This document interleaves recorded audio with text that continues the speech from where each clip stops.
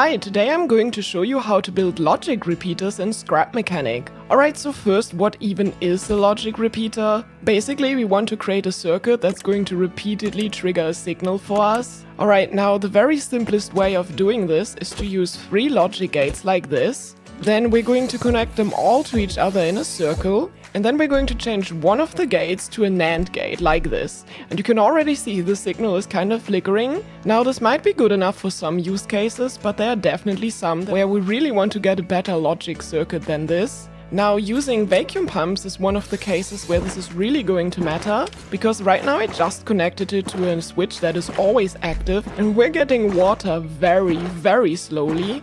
But now if I connect this to our logic circuit over here, we get water quite a bit faster, but we can do even better than this. And to make this logic circuit a bit better, we can either add another AND gate in between for a total of 4 gates, or we can just put a timer in between, that way we can dynamically adjust the tick. But basically by using 4 logic gates, we're going to get a signal every 4 ticks. And to show you why this matters, I'm going back to the simple vacuum pump setup. So right now we have a vacuum pump with the simple 3-tick circuit pulling water into the chest. And now I'm going to connect a vacuum pump that's going to shoot out water with the slightly more advanced 4-tick circuit.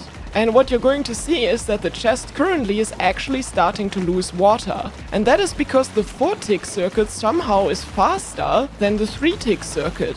That's because certain interactables like the vacuum pump, water cannon or spud cannon have a certain kind of cooldown to how fast they can shoot, so they better align with a 4-tick circuit. So this is actually a very essential logic repeater for pumping liquids in survival, or you can even use it to propel a boat with just water. But there's an even more advanced circuit we can do, and for this one I'm going to start with 3 simple logic gates again, which we are all going to connect into a circle. And now we're going to change all logic gates to XOR. Then I'm going to place down a switch and another logic gate, which is going to stay an AND gate. Now I'm going to connect the switch to all logic gates I've just placed down, and then lastly I'm going to connect one of the XOR gates to my AND gate. Before I turn this on, a flashing lights warning, because this one is really fast. So let's turn it on. You see, this flickers incredibly fast. Now the reason I placed down this AND gate over here is so that the circuit is only going to output a signal if the circuit is on and the switch,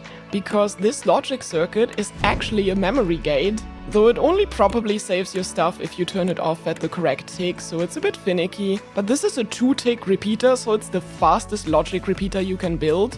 The cool part about this is that some interactables, they don't really know what to do with such fast logic signals, which can be very interesting. Like, for example, if we try this with a radio, it does look very weird and we get a ton of noise, but somehow the music is still coming through.